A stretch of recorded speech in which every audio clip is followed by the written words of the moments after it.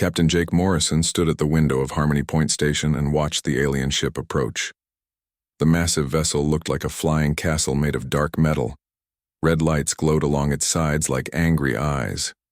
Jake had seen pictures before, but seeing a Zephyrian warship in person made his stomach feel tight. "Sir, they're asking permission to dock," said Lieutenant Amy Parker from behind him. Her voice was steady, but Jake could hear the worry underneath. "Tell them yes," Jake said. He turned away from the window and looked at his team. Commander Lisa Grant stood next to a table covered with papers and data tablets. Dr. Helen Ross was checking her translation device for the 100th time. Sergeant Ben Collins kept his hand near his weapon, even though they all knew it would be useless against Zephyrian armor. "Remember what we practiced," Lisa said to the group. "No sudden moves, no jokes, no casual talk. The Zephyrians see these things as signs of weakness." Jake nodded, but he felt uncomfortable with all the rules. Humans were not good at being formal all the time. It was not their nature. But this meeting was too important to mess up. Earth needed allies, and the Zephyrian Empire was one of the strongest powers in this part of the galaxy. 3 months ago, both human and Zephyrian ships had fought together against robot ships that belonged to something called the Void Collective. The battle had been fierce, but they had won by working together. After that fight, the Zephyrian leader had agreed to meet with humans for the first time in history. "The docking is complete," Amy reported. "They're coming aboard now." Jake straightened his uniform and tried to look confident. He had been in the military for 15 years, but nothing had prepared him for this. Meeting aliens was one thing. Meeting aliens who had never taken off their armor in front of other species was something else entirely. The door to the meeting room opened with a soft hiss. Jake's breath caught in his throat. War Empress Kethavara entered first. She was tall, maybe 7 feet, and covered from head to toe in red and gold armor that looked like it had been made by master artists. The armor had strange symbols carved into it that seemed to move and change when Jake looked at them. Her helmet covered her entire face, with only 2 glowing blue slits where her eyes should be. Behind her came 3 other Zephyrians, all in similar armor but less decorated. They moved with perfect coordination, like dancers who had practiced the same routine for years. Jake could not hear their footsteps at all, despite their size and the metal they wore. "War Empress Kethavara," Jake said, trying to remember the formal words Lisa had taught him. "I am Captain Jake Morrison of the Earth Defense Fleet. I speak for humanity in this meeting." The War Empress stopped in front of him. For a long moment she said nothing. Jake could feel her studying him through those glowing eye slits. He forced himself not to look away. "Human Morrison," she finally said. Her voice came through speakers in her helmet and sounded like metal scraping against stone. "I am Kethavara, Sword of the Empire, Breaker of Worlds, Guardian of the Sacred Flame. I speak for the Zephyrian people." "Please sit," Jake said, gesturing to the chairs around the meeting table. "We do not sit in the presence of potential enemies," Kethavara replied. Jake felt his team tense up behind him. This was not starting well. "We are not your enemies," he said carefully. "That remains to be seen," Kethavara said. "You humans fought well against the Void machines, but one battle does not make an alliance. We must know if you are worthy of Zephyrian respect." Lisa stepped forward. "What must we do to prove our worth?" she asked. Kethavara's helmet turned toward her. "You will answer our challenges. You will show us your strength.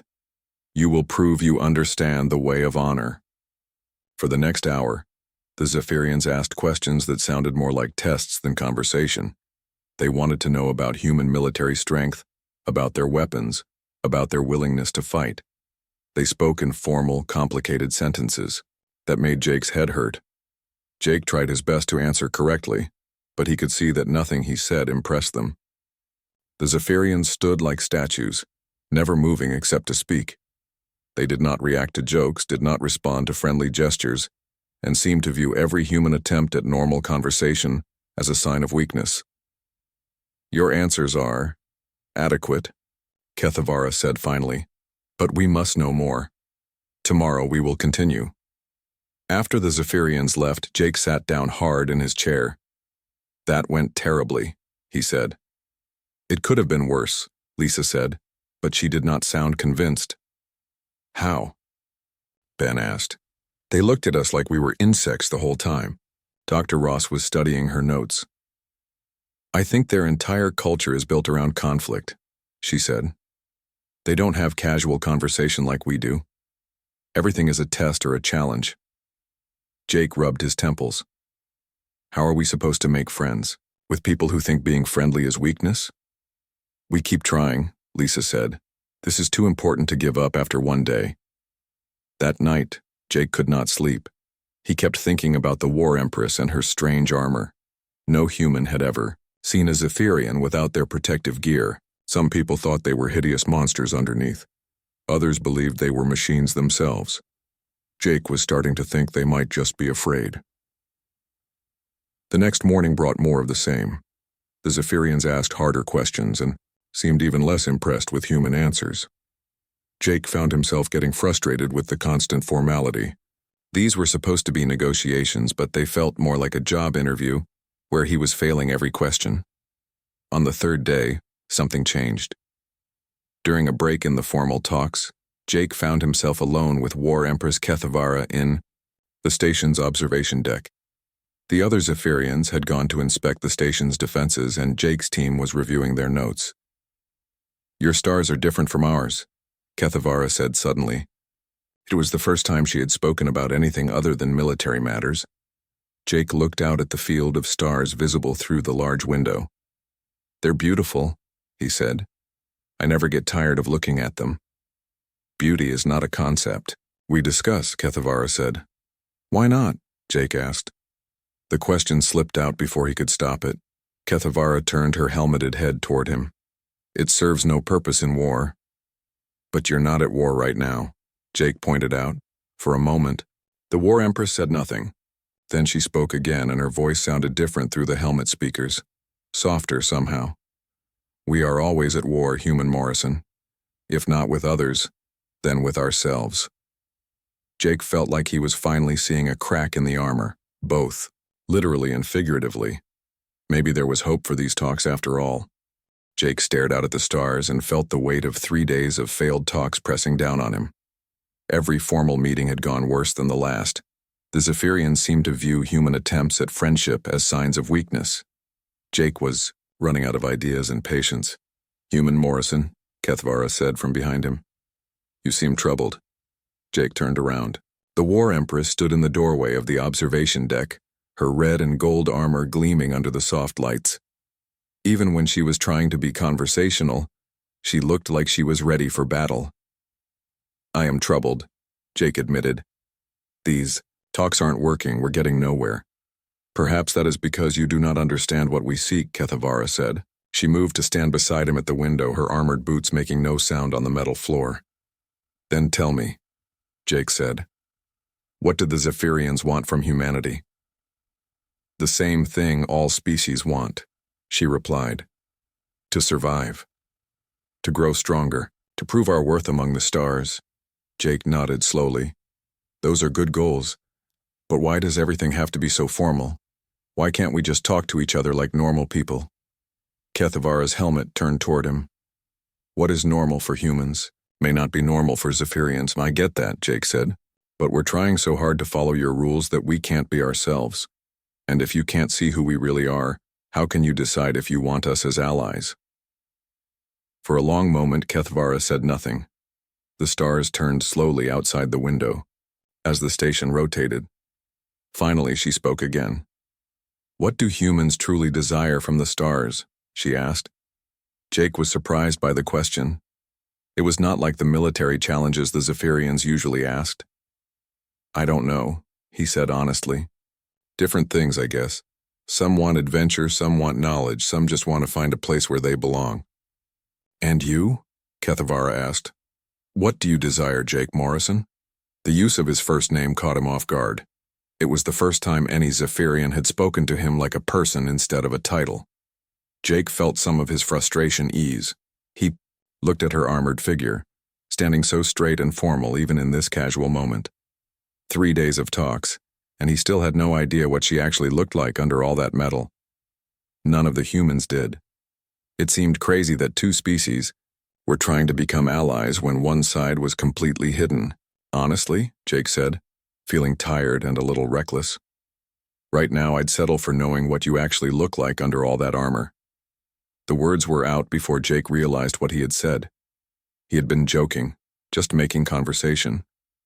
But Kethvara went completely still beside him. What did you say? Her voice sounded strange through the helmet speakers. Jake's stomach dropped. I didn't mean anything by it, I was just talking. But Kethvara had already stepped back from him. Her hands moved to her helmet. You have made a formal request, she said. No, wait, Jake said quickly. I was joking, it was just casual talk. Please don't. But Kethvara's hands were already at the locks on her helmet. Jake heard soft clicking sounds as she undid whatever held the helmet in place. This has never been requested before, she said. No alien species has ever expressed curiosity about our true form. Kethvara, please, Jake said, panic growing in his chest. I don't know what I just did, but I didn't mean to do it. The desire has been spoken, she replied. To ignore it now would bring dishonor to both of us. The helmet came free with a soft hiss of escaping air. Kethvara lifted it away from her head and set it carefully on a nearby table. Jake's breath caught in his throat. She was beautiful. Not in a human way, but beautiful all the same. Her skin was pale and seemed to shimmer like crystal, changing color slightly as she moved. Her eyes were large and silver, with no pupils that Jake could see. Her hair was white and moved like it was underwater, even though there was no wind in the room. She was also much more delicate than Jake had expected. Without the bulk of the helmet, he could see that her neck was slender and graceful. She looked nothing like the terrifying warrior he had imagined. Now you have seen, she said. Her real voice was soft and musical, nothing like the harsh sound that came through her helmet speakers. Are you satisfied with your curiosity, human? Jake stared at her, unable to speak for a moment. You're not what I expected, he said finally. Few species expect beauty when they think of Zephyrians, she said. Most expect monsters. Why do you hide? Jake asked. You're beautiful. Why cover that with armor? Something shifted in Kethvara's silver eyes. Because beauty is vulnerability, she said. And vulnerability is death in a universe full of predators. Jake began to understand. The armor isn't just protection from weapons. It's protection from everything. Yes, she said simply. But you took it off for me, Jake said. Why? Kethvara was quiet for a long moment. When she spoke, her voice was even softer than before. Because you asked to see me, she said. Not to conquer me, not to use me, just to see me. No one has ever asked that before. Jake felt a strange warmth in his chest. I'm glad I asked, he said. This changes things between us, Kethvara said. By showing you my true form, I have accepted your courtship challenge. My what? Jake's voice cracked. It is our way, she explained. When someone expresses the desire to see a Zephyrian's true face, it is considered a formal declaration of romantic interest. By revealing myself, I have agreed to consider your suit. Jake's mind reeled. But I didn't know. Ignorance does not change the meaning of the act, Kethvara said. According to Zephyrian law, we are now formally engaged in courtship. Jake sat down heavily in a nearby chair. This is a disaster, he said. Your people will think I'm trying to manipulate you. My people will think I've lost my mind. The whole alliance could fall apart because of a misunderstanding. Kethvara moved closer to him. Without her helmet, Jake could see expressions on her face. She looked concerned. Do you find the idea of courting me so terrible? She asked. Jake looked up at her. Even worried, she was stunning. No, he said honestly. It's not terrible at all. You're amazing. But I don't know anything about Zephyrian courtship. I don't know your customs or your laws. I'm probably going to mess this up and make everything worse. Then you will learn, Kethvara said simply. Is it that easy? Jake asked. Nothing about this will be easy, she replied. My people have never accepted an alien suitor. Yours have never had to navigate Zephyrian courtship rituals. But perhaps that is what makes it interesting. Jake stood up and looked into her silver eyes. What happens now? Now we find out if a human can win the heart of a Zephyrian war empress, she said.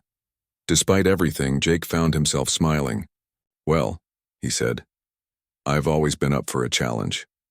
For the first time since he had met her, Kethavara smiled back.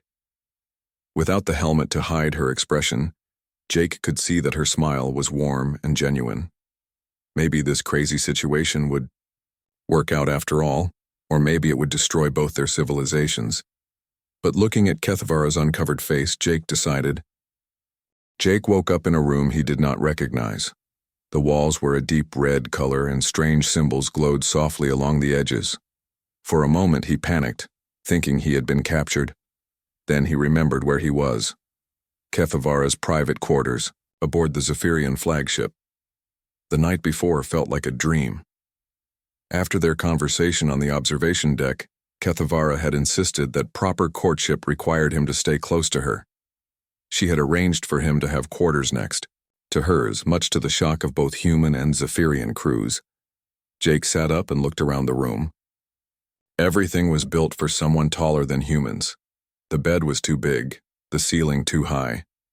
But it was also beautiful in a way he had never seen before. The Zephyrians might be warriors, but they clearly appreciated art. A soft chime sounded, and a door Jake had not noticed slid open. Kethavara entered carrying a tray with what looked like food.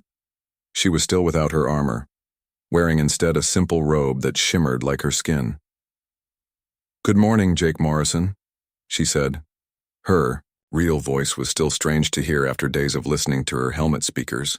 Good morning, Jake replied. He felt awkward and uncertain. Everything about this situation was new to him. I brought food, she said, setting the tray on a small table. Human nutrition requirements are different from ours, but Dr. Ross provided information about what you can safely eat. Jake got up and looked at the tray. The food was colorful and smelled good, but he could not identify any of it. Thank you, he said.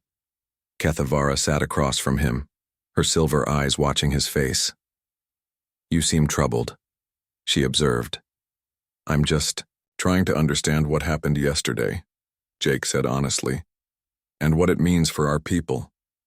It means change, Kethavara said simply. Great change for both our species. Are you okay with that? Jake asked. Kethavara was quiet for a moment. I have ruled the Zephyrian Empire for 20 years, she said finally. In all that time, I have worn my armor every day. I have never let anyone see my true face. Even my own people only see me as the War Empress, never as just Kethavara. That sounds lonely, Jake said. It was necessary, she replied. A leader must be strong.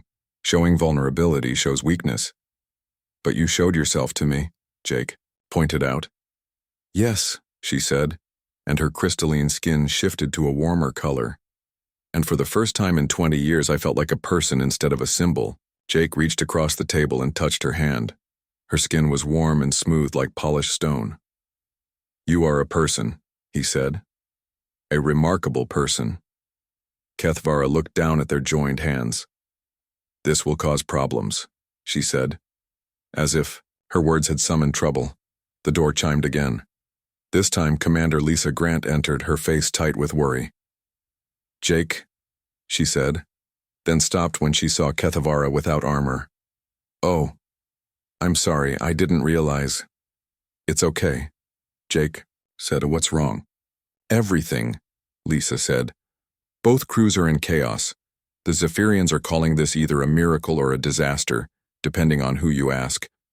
Our people don't know what to think, and we're getting urgent messages from Earth demanding to know what's going on. Jake felt his stomach sink.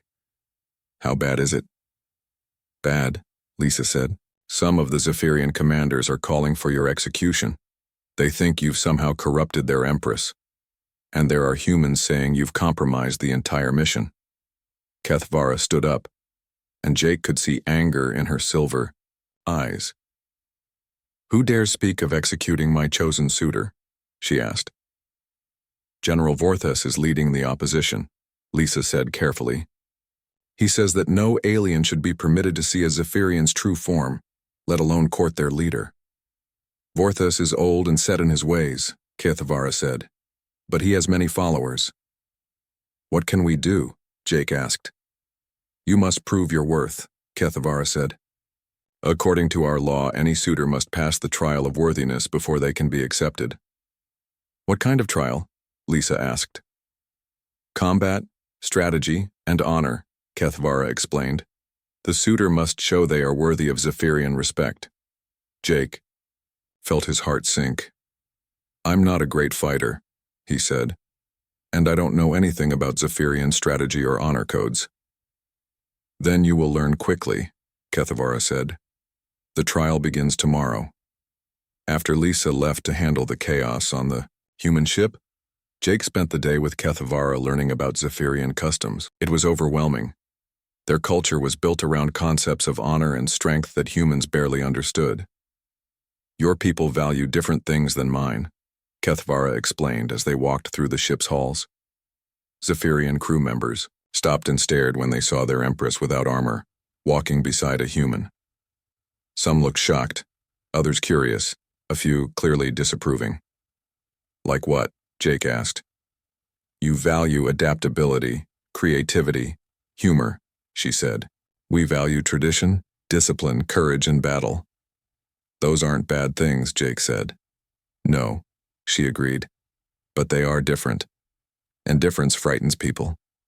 That evening, Jake met with his own team in the human quarters aboard the Zephyrian ship. Everyone looked worried. "This is insane," Ben said. "You're going to get yourself killed trying to fight alien warriors." "I don't have a choice," Jake replied. "If I don't try, the alliance is over anyway." Dr. Ross was studying her notes. "I've been researching Zephyrian trials," she said. "They're not just about physical combat, they test mental strength too." "What kind of mental strength?" Amy asked. "Problem solving under pressure, leadership in crisis, the ability to make hard choices," Helen explained. "Those are things humans are good at," Lisa pointed out. "Maybe," Jake said. "But I'll be doing them according to Zephyrian rules, judged by Zephyrian standards." "You won't be alone," a new voice said from the doorway. Everyone turned to see Kethvara enter. She had put her armor back on, but she had left her helmet off. "I will guide you as much as the law allows." "Won't that make your people think you're helping me cheat?" Jake asked. "Some will," she admitted, "but a suitor has the right to guidance, from the one they seek to court. It is tradition." "How do you feel about all this?" Lisa asked Kethvara directly. Honestly, Kethvara was quiet for a moment. "Scared," she said finally. "I have never felt anything like what I feel when I look at Jake. It is new and strange and wonderful, but it could destroy everything I have worked to build. And if it does?" Jake asked. Kethvara looked at him with her silver eyes. "Then perhaps it was time for something new to be built," she said. That night, as Jake lay in his oversized bed, he thought about what tomorrow would bring. He was about to face trials designed for alien warriors, judged by people who had never trusted humans before. The fate of two civilizations might depend on whether he could prove himself worthy of loving their empress. It seemed impossible, but looking back on the last few days, impossible things had been happening all around him. Maybe one more miracle was not too much to ask for. Outside his window, the stars wheeled slowly by, the same stars humans and Zephyrians both called home. Tomorrow he would find out if those stars had room for both love and diplomacy among their endless dance. The War Council chamber aboard the Zephyrian flagship was the most intimidating room Jake had ever entered. 12 high-ranking Zephyrian officers sat in a circle around a raised platform where Jake stood. All of them wore full armor except for Kethvara, who sat directly across from him. Her uncovered face was the only friendly sight in the room. General Vorthas stood up from his seat. Even in armor, Jake could tell he was old and powerful, His voice came through his helmet speakers, like grinding metal. "Human Morrison," he said, "you stand accused of corrupting our war empress through alien trickery. How do you answer?" "I didn't trick anyone," Jake said, trying to keep his voice steady. "I made a mistake, a cultural misunderstanding." "Ignorance is not an excuse," another officer said. "You have violated sacred customs, which is why he will undergo the trial of worthiness," Kethvara said firmly. "It is his right as my chosen suitor." "The right of Zephyrian suitors," Vorthas corrected, "not alien ones." "The law makes no distinction about species," Kethvara replied. "A suitor is a suitor." The debate went on for an hour. Jake listened to arguments in languages he barely understood about laws older than human civilization. Finally, it was decided. He would face 3 trials over 3 days: combat, strategy, and honor. If he failed any of them, the courtship would end and the alliance would be over. The first trial was combat, and Jake knew he was doomed from the start. His opponent was Sub-Commander Krexthul, a veteran warrior half again Jake's size.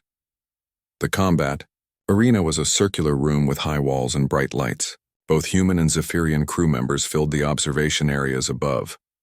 Jake wore simple protective gear that felt like paper compared to Zephyrian armor.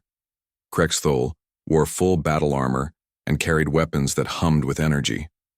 The fight lasted less than 5 minutes. Jake tried his best, but he was outmatched in every way. Krexthul was stronger, faster, and far more skilled. Jake spent most of the fight on the ground, dodging attacks he could barely see coming.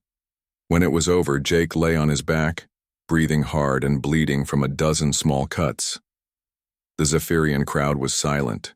He had failed completely, but as Jake struggled to sit up, something unexpected happened. Krexthul removed his helmet and offered Jake his hand. "You fought bravely," the sub-commander said. "You were overmatched, but you did not surrender. That shows honor." Jake took the offered hand and let Krexthul help him to his feet. "I lost," he said. "Yes," Krexthul agreed, "but you lost well."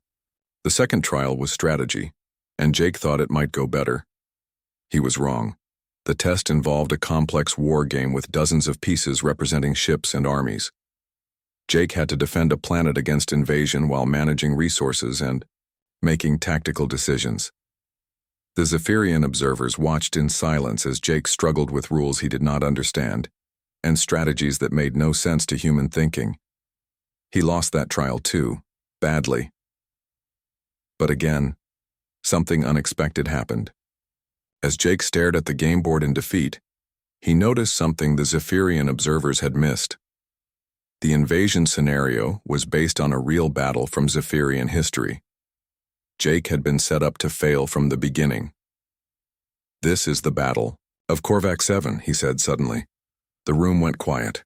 General Vorthas leaned forward in his seat. "What did you say?" "This scenario," Jake said, pointing at the board. "It's based on a real battle, isn't it? The one where the Zephyrians first fought the Void Collective." "How could you possibly know that?" another officer demanded. "Because I studied your military history when I was preparing for our first meeting," Jake said. "This battle is famous because it was impossible to win. The Zephyrians lost, but their sacrifice saved millions of lives on other worlds." Murmurs ran through the Zephyrian observers. Jake continued talking, his confidence growing. "You didn't want me to win this trial," he said. "You wanted to see how I would handle impossible odds, whether I would give up or keep fighting even when victory was impossible." "And what is your conclusion?" Kethvara asked. "That sometimes losing with honor is more important than winning without it," Jake said. For the first time since the trials began, some of the Zephyrian officers nodded approval. The third trial was supposed to test honor, but Jake decided to change the rules. Instead of answering the formal questions about Zephyrian honor codes, Jake did something that shocked everyone. He started talking about human culture. "You want to know about honor?" he said to the assembled officers. "Let me tell you about human honor. We don't have ancient codes or formal rituals. We just try to do the right thing, even when it's hard." He talked about human soldiers who died saving their enemies, about doctors who worked in dangerous places to help strangers, about ordinary people who risked everything to protect others. "Humans aren't the strongest or the smartest species," Jake said, "but we don't give up. We adapt. We find new ways to solve old problems. And we believe that everyone deserves a chance to be better than they were yesterday. The room was completely silent when he finished. General Vorthas stood up slowly. "Human Morrison," he said, "you have failed 2 of the 3 trials by our traditional measures." Jake's heart sank. "However," the general continued, "you have shown us something we did not expect. You have shown us a different kind of strength, a different kind of honor." "What does that mean?" Jake asked. "It means," Keithavara said, standing up with a smile on her uncovered face, "that you have passed the trials in the way that matters most. You have shown my people who humans really are." Over the following weeks, something remarkable happened. Young Zephyrian officers began asking questions about human culture. They wanted to know about human music, human art, human ways of solving problems. Some even began appearing without their helmets, inspired by their empress's example. Jake found himself becoming not just Keithavara's suitor, but a bridge between 2 very different civilizations. He taught Zephyrians about human creativity and humor. They taught him about discipline and honor. "Your people are changing mine," Keithavara said to him one evening as they walked through the ship's gardens. She wore simple clothes instead of armor, and her crystalline skin glowed softly in the garden lights. "Your people are changing mine too," Jake replied. "My crew is more disciplined now, more focused." "Is that good?" she asked. Jake thought about. I think so. We're learning from each other. That's what allies do." Keithavara stopped walking and turned to face him. "Is that all we are?" she asked. "Allies?"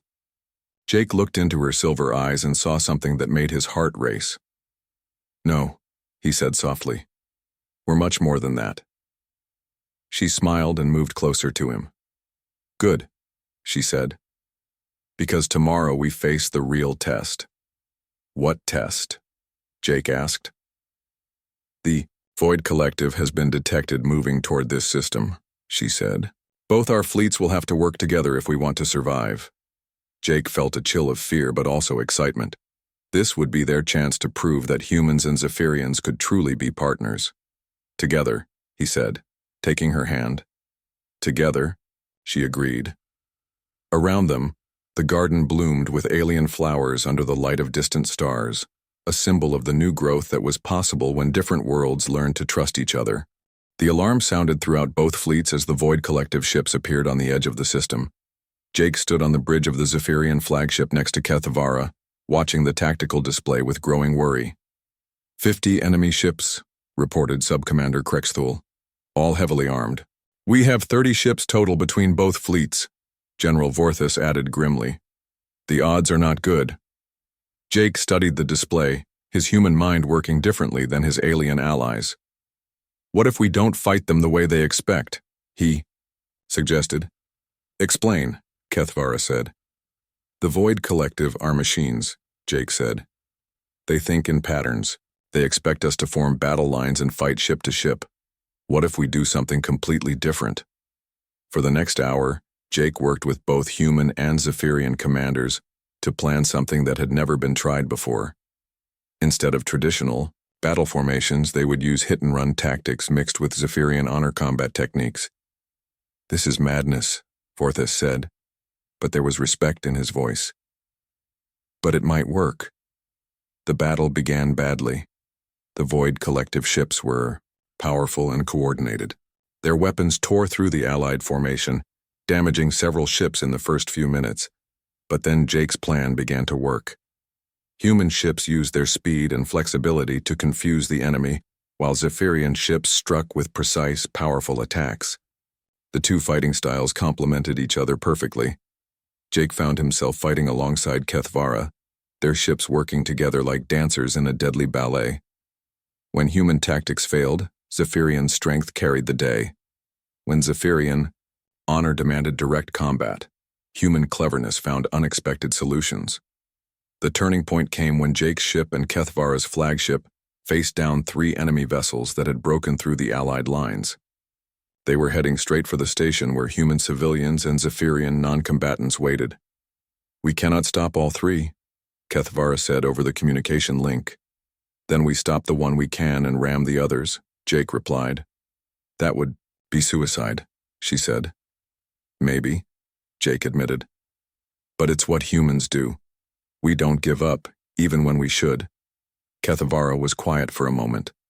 Then her voice came back, stronger than before. Then we do this together, as partners, as equals.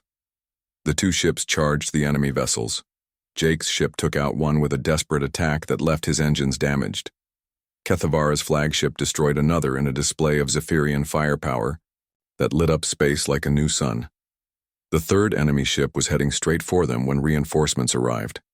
Ben Collins in a human fighter and Krexthul in a Zephyrian interceptor struck the enemy from both sides, destroying it just before it could fire. When the battle ended, 17 enemy ships had been destroyed, and the rest had retreated. The Allied fleet had won, but at a cost. Several ships on both sides were damaged, and too many good people had died. Jake found Kethavara in the medical bay, helping tend to wounded crew members from both species. Her armor was scorched and her face was tired, but she smiled when she saw him. We did it, she said. We did, Jake agreed. Together. The victory changed everything. The Zephyrian officers who had opposed the alliance saw how well humans and Zephyrians fought together. The human crew saw the honor and courage of their alien allies. What had started as a desperate military cooperation became the foundation for something much greater. 3 months later, Jake stood in the same observation deck where everything had begun. But this time, he was not alone and confused. Kethavara stood beside him, no longer wearing armor except for ceremonial occasions. Around them, human and Zephyrian crew members worked together preparing for their bonding ceremony. Are you ready for this? Kethavara asked. She wore a simple but beautiful robe that shifted colors like her skin. Jake wore his best dress uniform. I've never been more ready for anything in my life, Jake said honestly. The ceremony was unlike anything either species had seen before. It combined human traditions with Zephyrian rituals in ways that would have been impossible just months earlier. Lisa Grant served as Jake's best man, while Krexthul stood as Kethavara's honor guard. Do you, Jake Morrison, take Kethavara as your bonded partner, to stand with in battle and in peace, in victory and defeat, for as long as both your hearts beat? Asked the mixed human Zephyrian officiant they had chosen. I do, Jake said, looking into Kethavara's silver eyes. Do you, War Empress Kethavara, take Jake Morrison as your bonded partner, to share your true self with, to trust with your vulnerability, to grow alongside, as both your peoples learn from each other? I do, Kethavara replied, her musical voice carrying clearly through the observation deck. When they kissed, the assembled crowd of humans and Zephyrians cheered together. It was the sound of two civilizations celebrating not just a wedding, but a new future. Later at the reception, Jake found himself talking with General Vorthes. The old Zephyrian had removed his helmet, showing a weathered face marked by many battles. I was wrong about you, human Morrison, the general said. Just Jake, Jake replied. We're family now. Vorthes smiled, an expression that looked strange on his scarred features. Jake, then, you have taught us that strength comes in many forms. And you taught me that honor is worth fighting for, Jake said. Across the room, Jake could see young Zephyrians and humans talking and laughing together. Some of the Zephyrians had chosen to go without armor, inspired by their empress's example. The humans were learning Zephyrian combat techniques and honor codes. Two species that had been strangers were becoming something new together. What happens now? Amy Parker asked, joining the conversation. Now we build something that has never existed before, Kethavara said, appearing at Jake's side. An alliance based not just on mutual need but on mutual respect and love. Think it will work? Ben Collins asked. Jake looked around the room at humans and Zephyrians celebrating together.